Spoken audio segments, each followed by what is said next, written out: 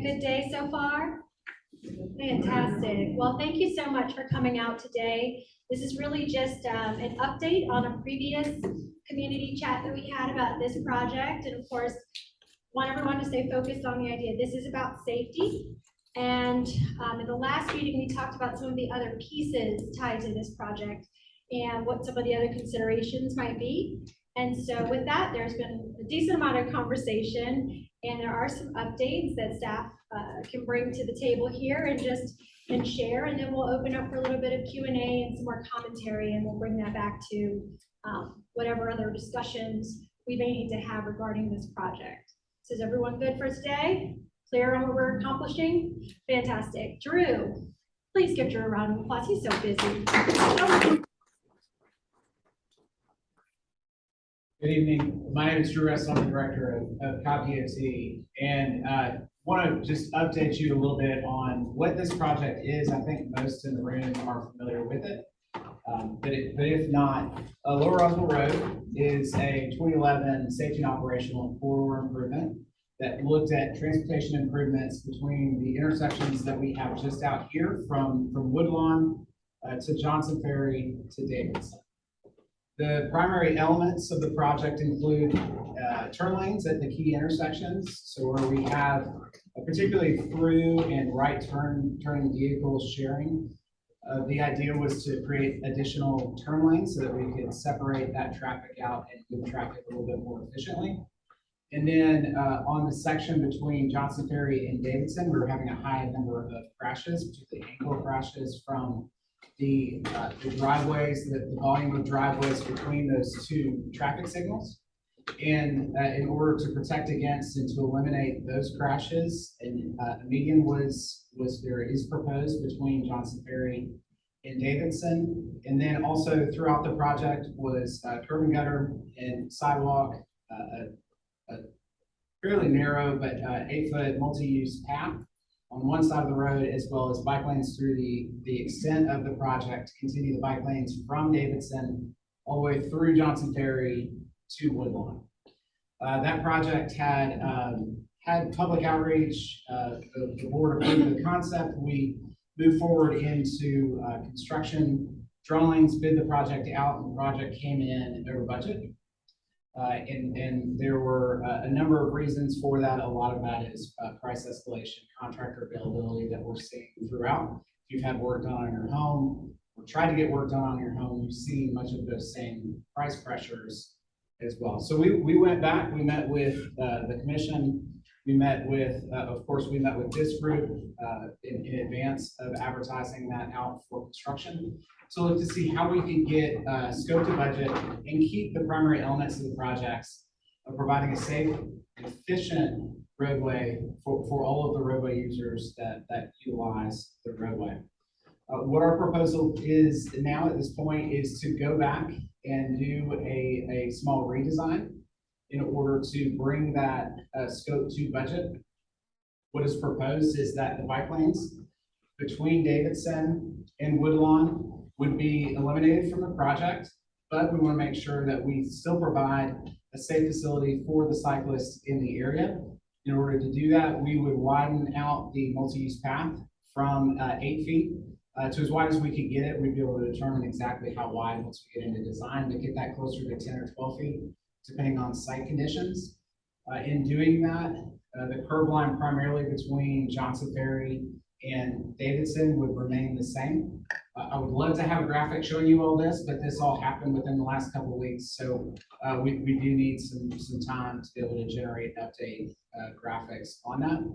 By doing that, we would not be able to eliminate right-of-way impacts on the extent of the project, but we would be able to lessen those right-of-way acquisition impacts throughout, as well as making sure that we're able to bring construction costs down to within our budget by not moving the curb lines between Johnson Ferry and Davidson. Primarily, we're able to save some funds on grading and asphalt and the like, but then it's again still making sure that we widen out the path that is proposed, and this would be the path on the south side from that 8 feet to a full 10 to 12 foot.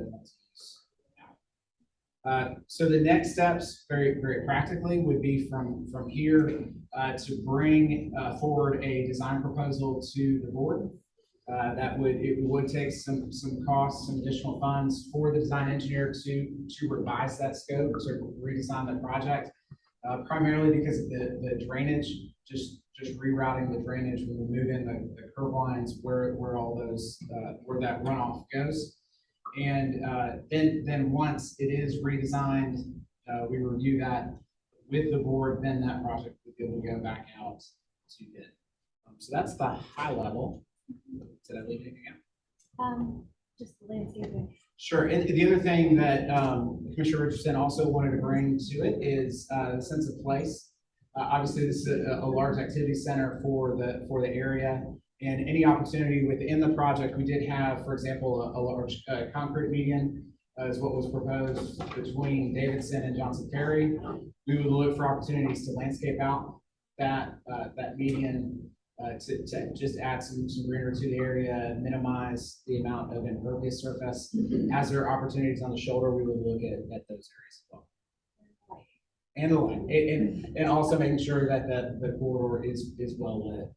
So that would be part of the redesign that would come to the board.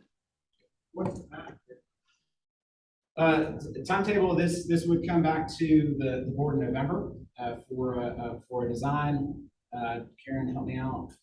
I would give it 6 to 8 months of redesign. Is elimination of the bike lanes is the main reason to keep the existing curbs where they are, not to move the curbs further out? That's right. I can't imagine the paint really. Repeat the question. That's right. So the question is elimination of, in order to keep the curb lines, is it primary elimination of the bike lanes? Is that Well, yeah, the question was, is the main reason for eliminating the bike lanes to save costs and keeping the existing curb lines as is? That's right. So a little bit different on either side. On the side between Johnson Ferry and Davidson, we would still have to adjust some of the curb lines for turn lanes, but primarily the cost savings is leaving those curb lines where they are. And the widening previously was for the bike lanes. But you do still have to widen for the median on between Johnson Ferry and Davidson. The curb lines are going to move them. Yes. Okay. And it's considered a trail being widened. That's right. And is the lane width going to match the proposed speed limit as far as, you know, if you want cars going through there, I think the speed limit's 40 or 45. Not sure. First of all, is that what is the speed limit going to be during that section? So I think Lower Roswell is 40, 45. Will it slow down between Davidson and Woodlawn or keep the same? We would evaluate it after completion of the project. State law is very specific. We're not able to, as part of a project, include a speed limit change. Okay. We would have to complete the roadway project and then do a traffic study on traffic as it's traveling. And then based on that traffic study, law requires that it goes to GDOT, Georgia Department of Transportation, as well as Georgia Department of Public Safety. So we would look at that. It seems like you have the opportunity to bypass that by making the lane width. Lane width can dictate the speed, right?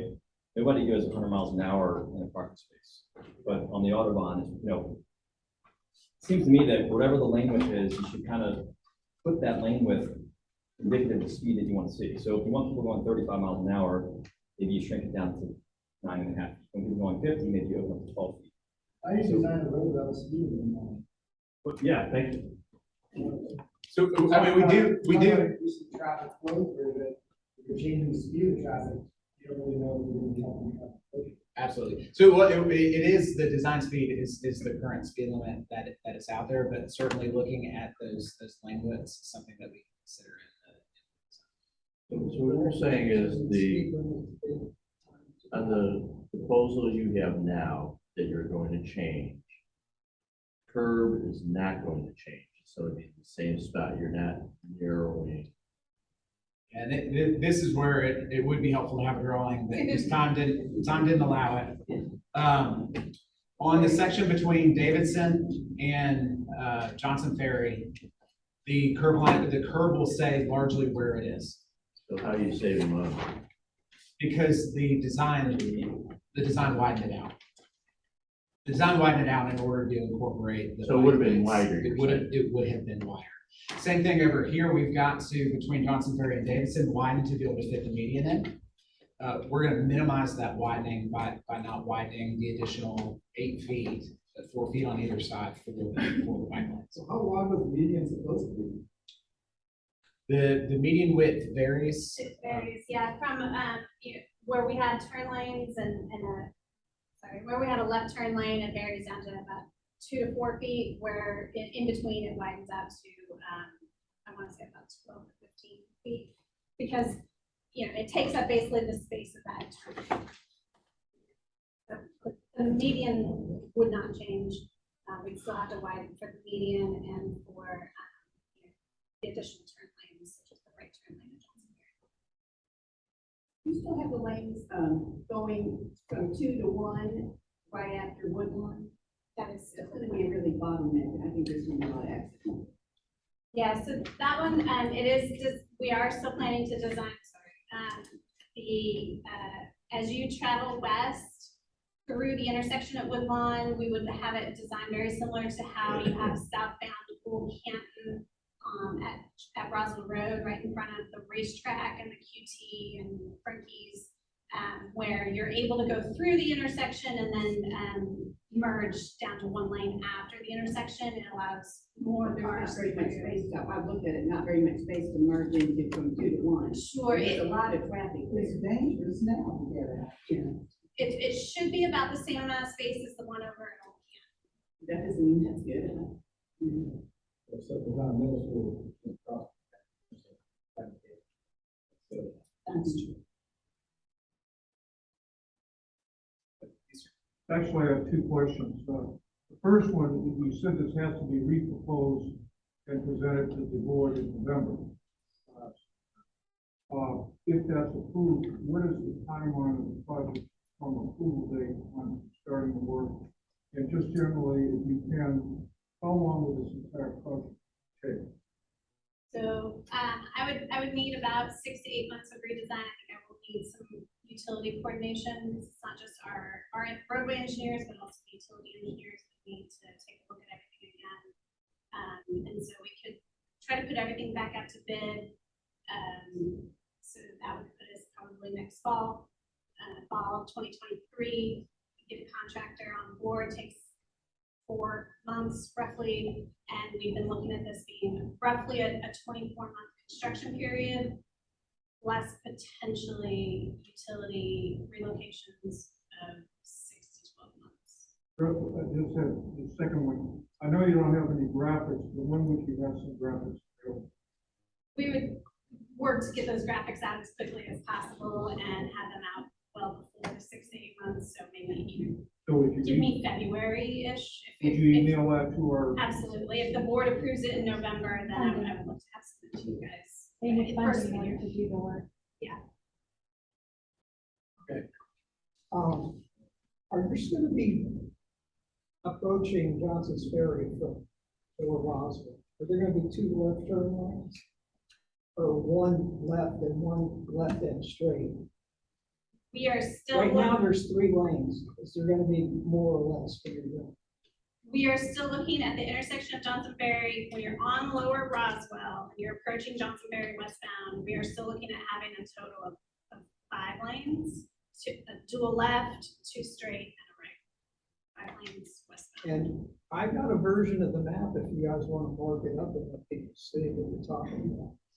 We've got the plans as well. We didn't want to confuse the matter with what was and what will be, so would like the opportunity to update those drawings. Are we going to have another meeting? There's one aspect of this, Papa John's and, that follows businesses right there. That don't have any space to get to Johnson's Ferry. Are you gonna allow them to turn, left and then merge all the way over to turn left at Johnson's Ferry? Or are you gonna prevent that? So all I know of you the- got a medium between the roads coming opposite ways, but that's the biggest problem you got in the whole thing, is that when they come out of there, that's where the wrecks are. And right now, there's this big bush, and I tried to get people with DOT to take it down, but they said, oh, that's between the owners of the McDonald's and whatever, but it's outside the telephone pole. And personally, coming out of there, and I want to turn left, or I just want to turn right, I can't see the cars coming to my left because this bush, and that would be the single safest thing you can do is cut it down. It would be cheaper. Is it in the right of way? So I'm not familiar with that one, but we can take a look Take at a that. look on your way out. That is the It's a bush. Hollywood. We can take a look at that, but the primary problem that we're trying to solve is, folks coming out and turning left Right. from that close to the, that close. to Yeah, the because they intersection. come across, there's cars all parked up and they sort Sure, of, and they get hit because somebody will Yeah. wave them out and they bang. The merging can be a challenge as well, but the primary issue that we're looking at But that is. cemetery road behind Mount Bethel, I don't think there's been enough, they're not even on the drawing, but for Atlanta Swim Academy and even Zaxby's and all those properties, McDonald's even, they got a way out to Johnson's Ferry, but most people don't know about it, because I watch people pull bonehead move to get, and then they're going north on Johnson's Ferry, and they could have just gone that way. Yeah, and we're working with each individual property owner about their Well, access. The problem is when they come out of McDonald's and they try and make the left-hand turn at Johnson Ferry, they don't have enough room even to square out. So they're blocking at least one, sometimes both lanes. And everyone's around them. The other problem is when they try and go east from Lower Roswell, that's when they have no visibility to do that. So if you're handling those problems, that would be very important. The most critical of those is the coming out, turning east, the median would address that. You would have a stoplight there? The median will block that. Yeah. Yes, sir. Okay, Davidson Road used to have a street light to go west on Lower Roswell. Last graphic I saw, it's gone, only go east. So how did the Davidson Road neighborhoods handle getting onto Lower Roswell west?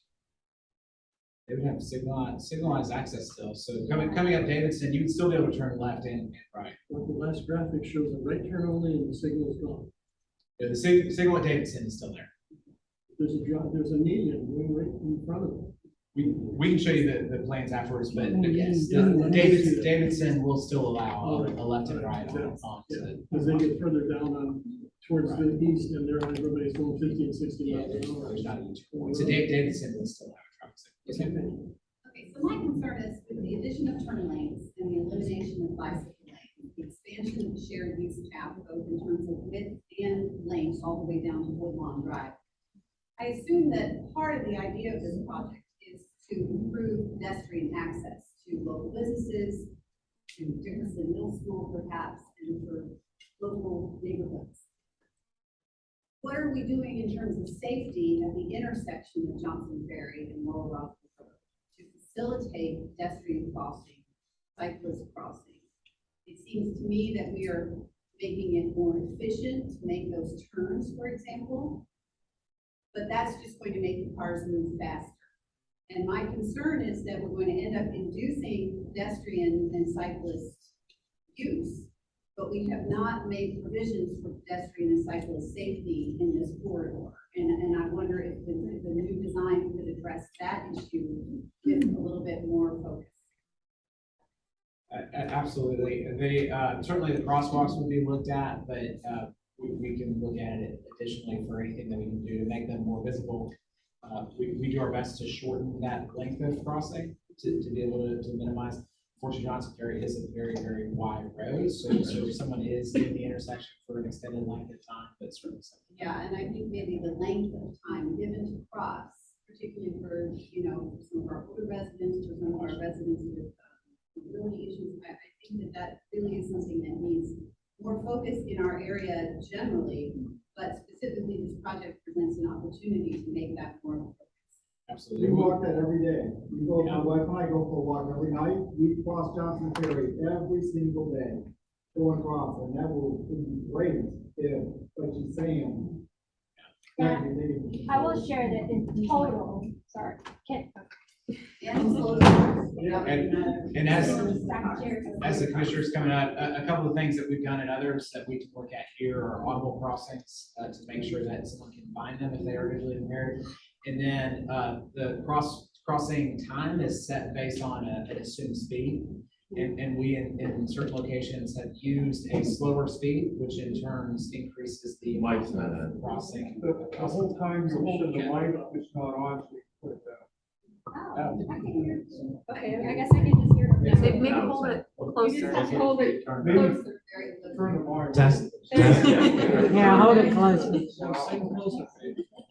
It's on. All right. It's all warmed up for you. So I was just gonna share, just in total, one of the things that we've definitely inserted as part of our conversation is suburban safety as a concept.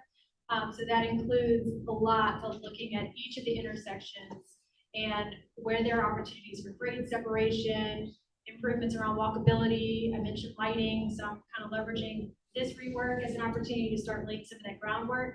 And then we're also looking at greenscaping on the side as well, just to help create some more, when you have the grade separation, some more of a barrier from interference. But this will all be a part of whatever redesign. I mean, I'm not the expert on this, but just thematically, how can we incorporate these elements into the projects? And then overall, how can we look at all the intersections? Because we have a lot of, there are some serious issues. And I would just add that I think the more we can encourage people to get out of their cars, the better it would be for our local businesses. Whether people really believe that or not, the evidence is there.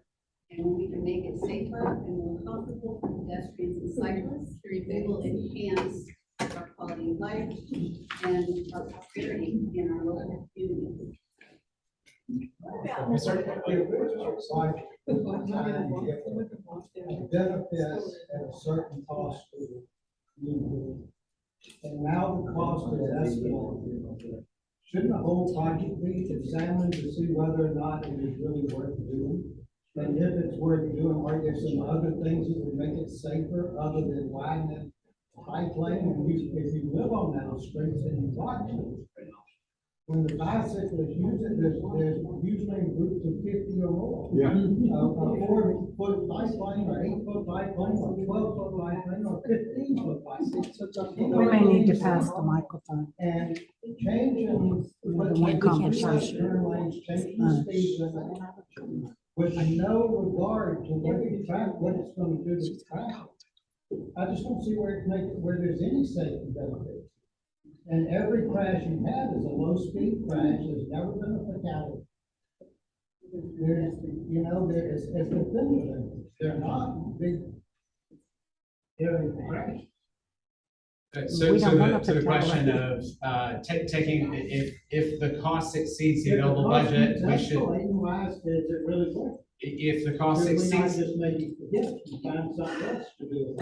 I hear you. If the cost exceeds the budget, shouldn't we look at it? And that's exactly what we're Well, no, he's saying, He's saying you shouldn't even do it. He's saying no. Absolutely. So the question is, and forgive me if I'm wrong, if the cost exceeds the budget, we should look at the project and determine whether or not there is A, something else we can do, or B, if we should be doing it at all. We, from a traffic engineering perspective, given the volume of crashes and the potential for crashes for particularly the left turns at those driveways, between there's a lot of turning movements. Anyone who's tried to make an unsignalized left between Johnson Ferry and Davidson has felt this, and the crash reports bear it out. There is a safety problem there, and that is the safety problem that we're looking to address. Yes, sir. What are people going to do in the future, coming out of, say, McDonald's or something, that want to turn and go east? Where do they go to go east? So where do they go to go east? So it depends on exactly where they're coming out of, but they would have to turn right and find somewhere to U-turn or find it. Find it, and there are signalized left turns on the somewheres and what they cost? Absolutely. So Woodlawn, for example, would have the opportunity and the width to be able to make those U-turns. Wouldn't the traffic lights Around the wall? So the question is, wouldn't a traffic light solve the problem? Traffic lights increase crashes. Now, that sounds counterintuitive. You're going to think I'm crazy, but traffic signals increase crashes. And the reason for that is now traffic is having to stop somewhere where they haven't had to stop before. Now, traffic signals can decrease certain types of crashes.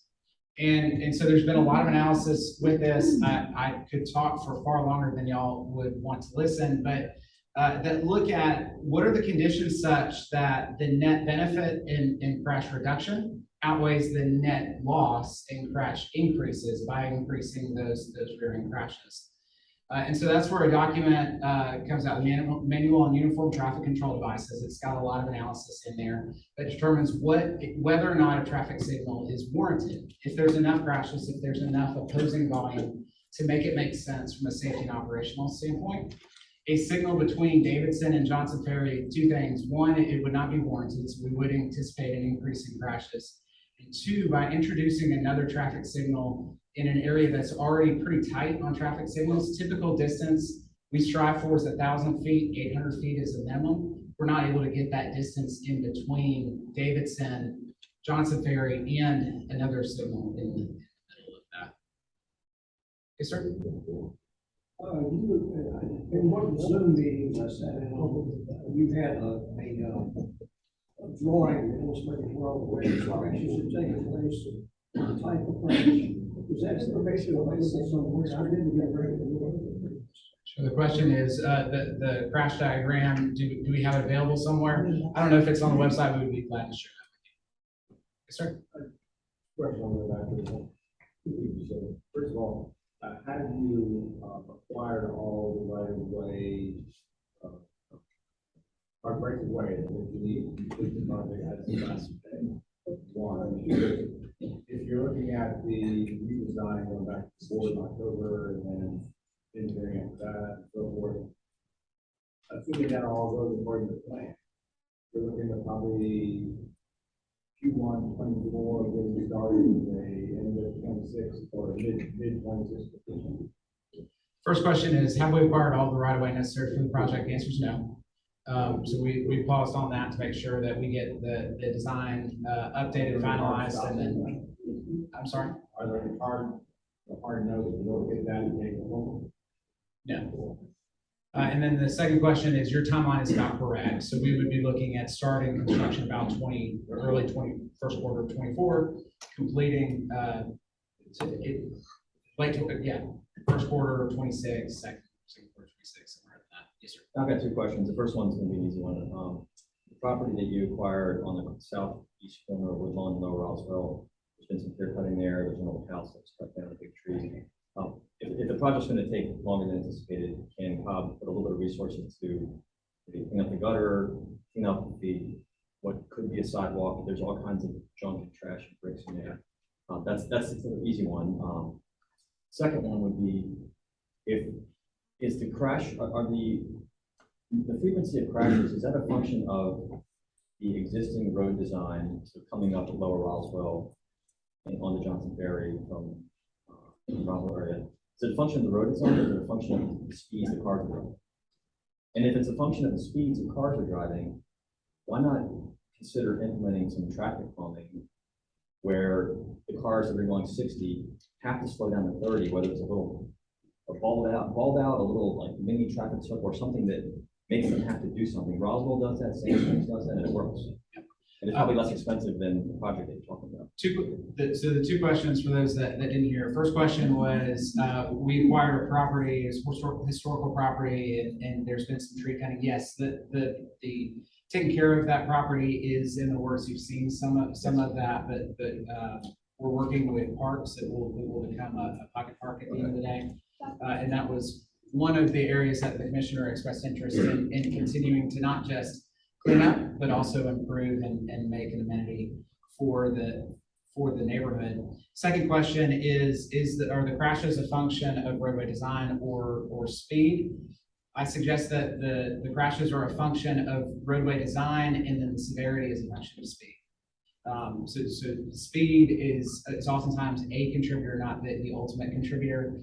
Could we include traffic calming within the project? I believe that's something worth looking at. Medians are shown to have some traffic calming impacts, including landscaping that's discussed. So we anticipate that to have a traffic calming effect while also being able to eliminate some of those uncontrolled movements that are contributing to crashes. Those two things in tandem, that I agree, anywhere that we can incorporate roadway design to lower those high-end speeds while at the same time addressing some of the safety operational concerns is where the sweet spot is and something that we'll be looking at again. If you're turning right out of Donald, but you want to get over to Kroger, how are you gonna get there? If you're turning right, you Make a U-turn. Yeah. or you turn left. Okay, well, say you didn't want to, but if you don't want to go to Kroger, and you just want to go home that way, how are you gonna, you're gonna have to, how are you gonna turn at the corner of Johnson Ferry and Lower Roswell? You gotta make a U-turn so that you can go back to your house. Say it's on Davis, or whatever. That's all. Do you make a Sure. right turn and they double left turn like You in side lane? could. You could, that's not very safe. I mean, when we did the walk too, we did talk about, certainly not a solution yet, but we understand the inconvenience around the U-turn aspect. Obviously solves a safety concern, but it's an inconvenience. So there is, what's that? The issue that's more than inconvenient. To U-turn. Safety issues. In the U-turn, there are tens of thousands of vehicles per day in that area. Well, one of the things that we were looking at was, this is something separate from what the county can do, but having conversations and seeing where there can be interparcel access nearby where the light is. But it's a separate conversation. It's just, that's private property ownership. You've got nowhere with that. What's that? You've got nowhere with that. It's a I've been in conversation. several conversations. I own the property on the corner. Okay. And It hasn't started yet, that's all, like from Right. what, yeah. Right now, we're just talking about the changes that were being proposed with the project at this point from the previous design. If there is interest in that, then we can proceed with some of the other conversations. Yes, sir. In the meantime, the bush is the one thing, and I think the man sitting there can cut the bush down, and that'll fix that. I don't know if it's on my property. It might be McDonald's. We'll sort that. He signs off. I don't care if the But, bush is okay, cut down, but- to be honest with you. We'll take a look at it. But anyhow, then the biggest cause of crashes as it exists is taking a left out of Kroger across the suicide. Yeah. Yeah, that's what it is. Stop that. Just stop it now. Just do something that costs nothing. You know what I mean? And direct people to Davidson to turn, then they can turn left forward. Sure, and that's the intent of the meeting. Yeah, and Right in, what's the right other out. one? There's one of those. And the rest is- And people turn left all the time. The owners, yeah, there needs to be an owners meeting because, McDonald's, Swim Academy, Papa John's, they all have access to that road by Mount Bethel Cemetery. And, when it's clear, you can literally turn south on Johnson's Ferry. When it's not, you gotta turn right, you go up to the light, turn around, and U-turn. You don't have, And we- access- you don't have access from the Papa John's parking lot. It's a drop off behind it.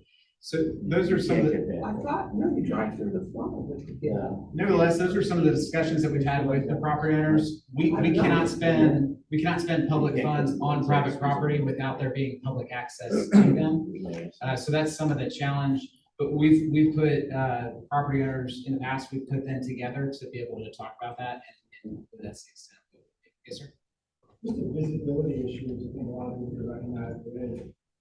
We over-engineer a solution that might be a little more simple. What do you mean? So in your assessment of the safety issue at the intersection, these turn traffic, especially at McDonald's, if there's a visibility issue around bushes or other things that are obstructing view, how is that not part of the assessment to say, rather than immediate, it's costing them money, maybe we should look at the cause of the issues and investigate each act and say, hey, they couldn't see a car coming. So I'm just assuming you might not have done an assessment there, but I'd love to see it to say, hey, yeah, we're not over-engineering a solution to what's essentially a visibility problem. no question, and making sure that we have good sight distance is the primary goal of any project, each of the access points. Guys, What we're seeing with the crashes is that it's a two-stage left turn where someone's turning left, so that they're able to see, and where there's a bush and we can take care of that, we will. But they make a left turn into the center turn lane and then merge over. At the same time, someone else is turning left into the center turn lane and they're merging over, and all of this is happening in a very short distance. And so it's a lot of movements all in one area. And so what we found with previous projects, both here and elsewhere, is if we can clean that up, we can minimize the number of decision points, decrease the complexity of a roadway network, we can increase the safety, and that's what's the need. So no left turn sign, I'm saying, kind of being the immediate solution. But how do you make that? The challenge is the enforceability. So making sure, one, that it's visible, and then two, much bigger, that it's actually observed. What we've seen elsewhere throughout all of the county, anywhere that we've done this, is even sometimes with physical separation, if you don't make it impossible to make that movement, traffic. Then they'll get a ticket, and that'll stop people's behavior. I saw the news of work around Tijuana Joe's, and I know the last one there was concern about taking their business away because you're gonna take their parking lot, is that correct? We're not taking their parking lot. We've settled with Tijuana Joe's. Yeah, it's this gentleman. It was the sign. It was their We're sign. taking that part. It was the issue. I've lived in the area for 10 years, and I'm up in this area a lot, every day. And, one of the, you left me, really curious, because you can't answer, and I understand it's a little early. If someone cannot go in a certain direction, they've got to find another way to turn around, to go back home or the business or wherever. And your project so far, by the way, I'm gonna give you criticism. Don't ever come to a meeting like this without a chart from you. Seriously. You gotta have something, even if it's a blackboard people can draw on it or whatever. It'll help immensely. I had 23 years in local government myself, high growth areas, dealing with planning and zoning, engineering, and land development. And you're trying to retrofit something, you got a real conundrum, really, and a lot of it is not solvable unless you were to actually buy a property and it has to be moved, this stuff. The way it's proposed right now, I'm not going to concern myself with Woodlawn, Johnson Ferry to Davidson Road. Coming east from Johnson Ferry is that you shut out turning other than to McDonald's, being a high, how would you say, ingress and egress point because of the business nature of it. They succeeded, that's fine. But we got a couple banks now in there that you won't be able to turn left. So people looking for that, just in those instances, coming down, where are they gonna go? Are they gonna turn into Kroger, to creep by the little restaurant one in there, the Flying Biscuit, where there's a row of cars in there that park, around to the back, onto Davidson, and then back over to Johnson Ferry, where there's a light, a short light. Tractor trailers daily go into Kroger in the back. When they pull out, they occupy 3 or 4 spaces.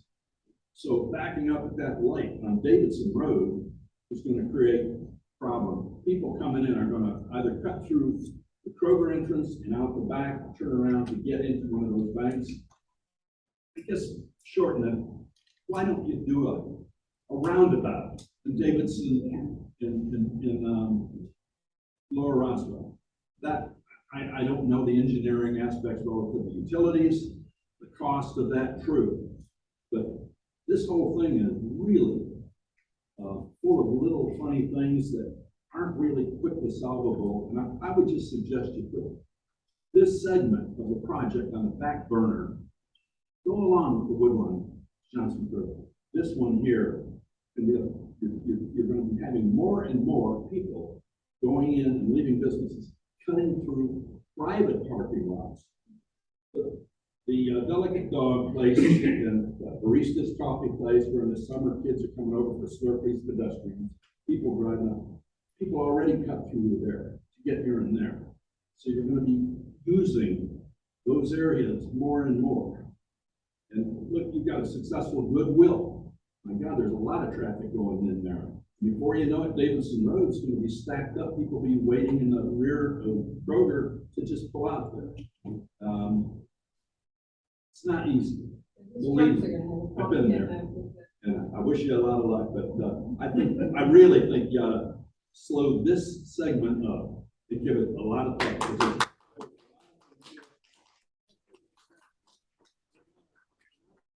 Culture, and we're not a biking culture, and we cannot make those things. We're not like Rome, Italy, in Denmark, where they've had bicycles and they have wonderful public transport. We're automotive, so that doesn't mean we can't accommodate the existing things like, how about overpasses, one over Johnson Ferry? This is plausible, but then there's a cost to that too. It's just so laden with many hangups. You gotta give it time. And there may be a point in which you say, we just can't do it that way, but think about a roundabout too. So I'd suggest we are giving it time, and that's the purpose of this, is to be able to go back to the drawing board and then to redesign that section. Glad to take criticism, that's what we're here for. The reason we don't have a drawing is because we just opened bids. We need some design funding to be able to go back to the drawing board to have them be able to generate those for us. We're glad to share that once we have that information. In terms of medians, I do appreciate the comments, and it's something that we can continue to look at, continue discussing with you all. I would encourage you to look around as you drive. Johnson Ferry's got a median on the vast majority of it. Roswell Road has a median on the vast majority of it. Sandy Plains has a median. Barrett Parkway. So there are a number of commercial corridors that do have medians. Just to encourage you to look at those as we take the comments on access to heart and look at ways that we can. One thing that you also need to be concerned about, back on what we talking about with Goodwill, is Kroger has been talking about putting a gas station in, and they're talking about putting a gas station behind their store, which would mean even more traffic coming to Davidson or off of Davidson, that kind of stuff. So that's something, I don't know if I know they've been talking about it, but. No, have to come through zoning. Yeah, that's not something that they submitted or anything like that. But looking at future growth is something, just generally is something that's between. Yes, sir. There's been a lot of suggestions here, there's a lot of concerns with this and that. I know we don't have a drawing. I'm not familiar with the process, so when you go back to the board, and you roll out the new design that fits into the budget, this and that, is there gonna be a meeting or an opportunity for the people in the area or whatever to maybe tweak part of that in the meeting to say, no, that's not gonna work, we can try this, yeah, we can do that, or whatever. So is there a part of the process that would happen? Be glad to. Yes. Ultimately, the board would set that, and I'm seeing not, so yes, we're glad to bring that back out once we have one. And, I mean, a suggestion is what I do, because I try to be safe and I don't like to make left-hand turns, especially there, is I just go towards Ted's from the Kroger, so I get my stuff, go in my car and head towards Ted's, turn right, to boom, for that, you're done. You don't have to deal with that, so maybe, I don't know, put signs up and say, that way. Head that way, I don't know. Yes, sir. Yeah, I'm one of the few people at the bicycle event, but can you guys stop having these disappearing bike lanes? Just again, have you noticed? This already, you're looking at a car that's 4,000 pounds next to you, and you got this much because you don't put a sign up there. You did it down at the roundabout on Willow. I mean, it just squeezes you everywhere. And especially if you're going to be coming eastbound, or excuse me, westbound on Lower Roswell, now you have to turn around and jump over to this 12-foot lane that's across 10 lanes of traffic. You can't do that. Well, we won't. We'll just be in the lane and the traffic We clock do or it at something. Davis. No, the traffic behind us will go slower because we're forced out the lane. And if traffic's okay with that, I'm okay with not having a bike lane. It's the person behind me in the car that has a problem with it. So. Do you ride solo or with 20 people? Mostly solo. Do you ride? All right, so this is not the end yet. There's still, I think, about 10 minutes or so left. But Drew asked really nicely if you can run away at 6:45. And so I do want to let you do that. I am taking all the mental notes of everything that you guys are saying, because that's what's being rolled into the conversation that will take place after this. Karen is still here to answer additional questions. And certainly I'm here if there's anything not directly related to this project that I can answer as well. Great. Thank you, Drew. Thank you, Drew. David. So, I'm sorry, I have a 6-year-old that has a baseball game on the other side of town. He's in the playoffs. You can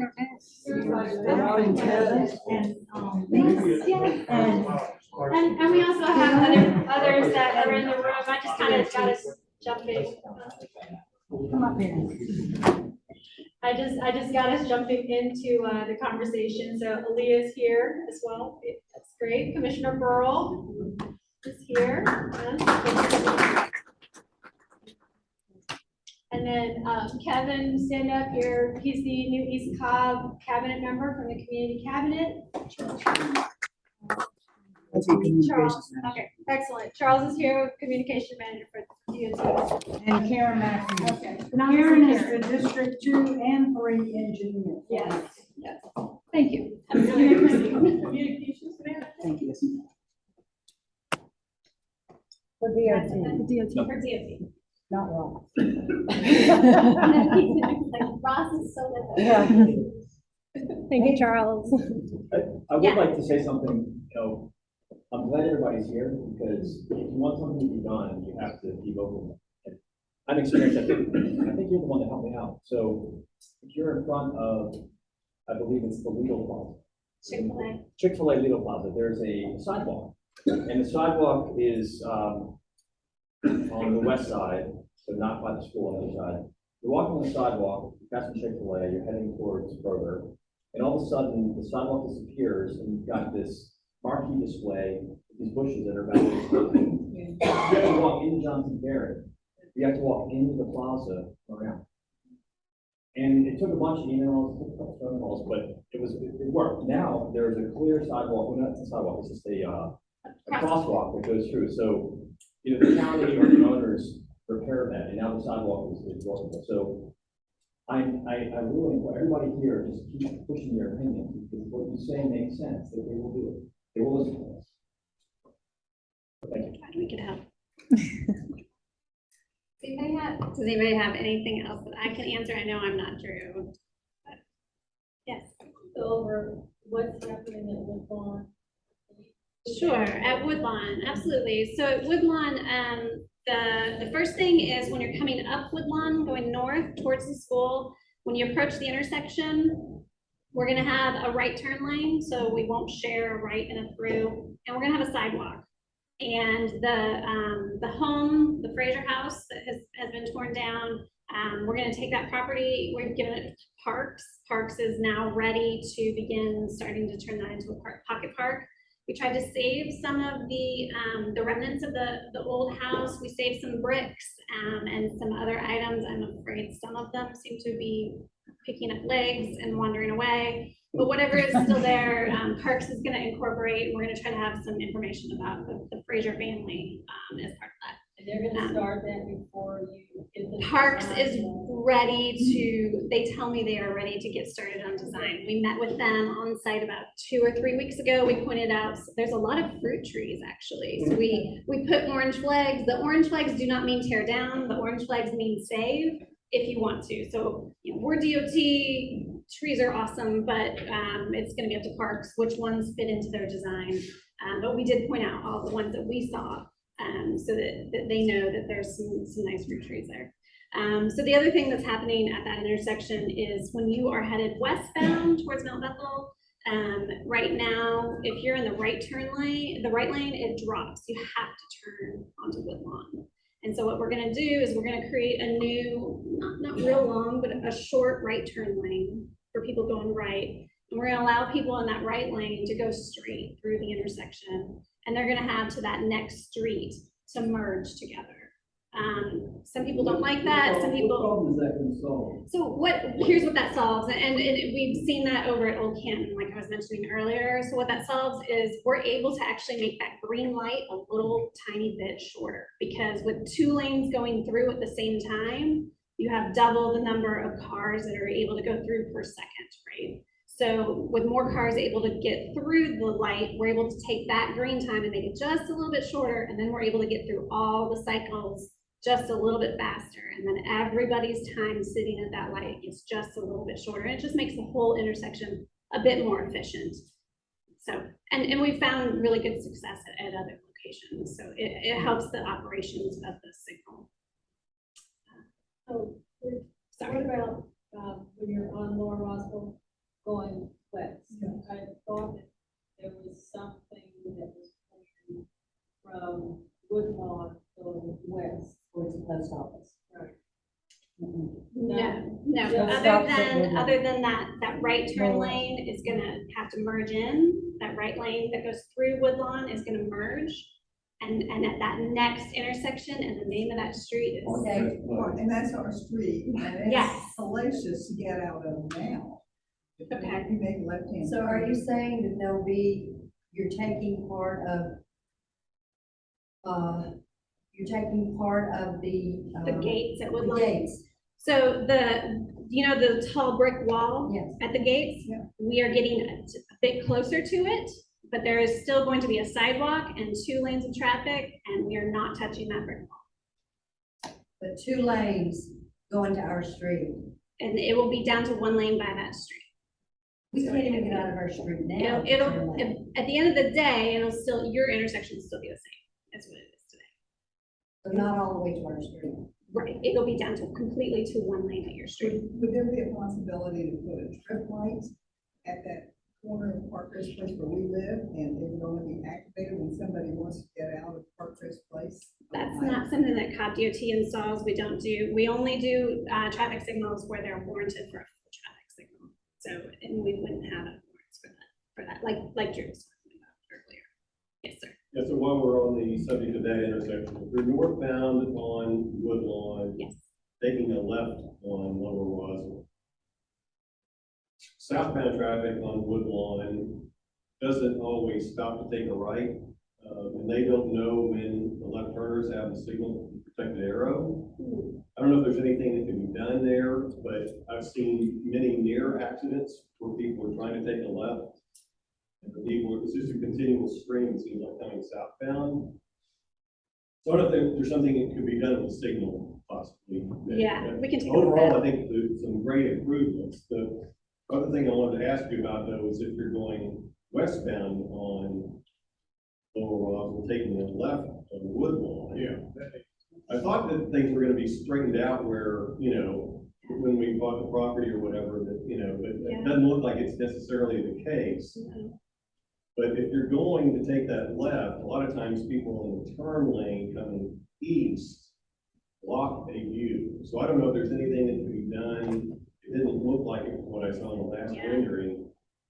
Because I think that's another potential, that's where I see accidents against those left turns, so. Right, so the question is really about the intersection skew. It This is, what we because call it. the other thing I was gonna mention is Yeah. coming southbound on Woodlawn is still angled. It's at an angle, Yeah, yes. and if it could be straightened out because you're. We would love to do that, but I think we've felt that the impacts that we're making as is are as much as we can Because it just didn't look like there were some big modifications that needed to be made, but anyway. All right. Only because staff does have to go home, because we pulled them after hours for this session. I'll still be around collecting. Karen will stay around a little bit. We'll collect any questions. Just kind of come talk to us up here. But thank you all so much for coming out. Really appreciate it. And conversation continues.